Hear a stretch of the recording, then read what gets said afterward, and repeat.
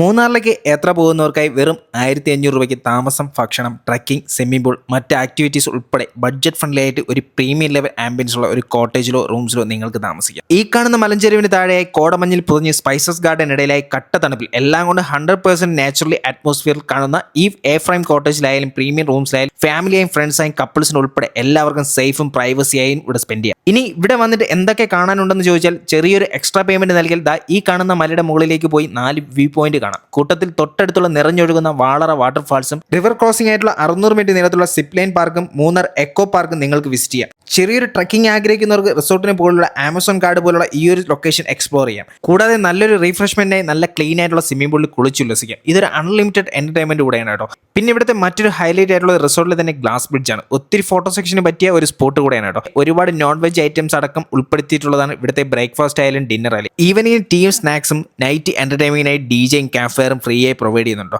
ഇവിടെ ഒരു ദിവസം സ്പെൻഡ് ചെയ്യാൻ വരുന്നവർക്ക് എന്തുകൊണ്ടും സാറ്റിസ്ഫൈഡ് ആയിരിക്കും എന്നുള്ള കാര്യം ഗ്യാരണ്ടിയാണ്. കൂടുതൽ ഡീറ്റെയിൽസിനും ബുക്കിങ്ങിനായി താഴെ കാണുന്ന നമ്പറിൽ വിളിക്കാം. ലൊക്കേഷൻ വരുന്നത് മൂന്നാർ വാളറ പർദീസ റിസോർട്ട്.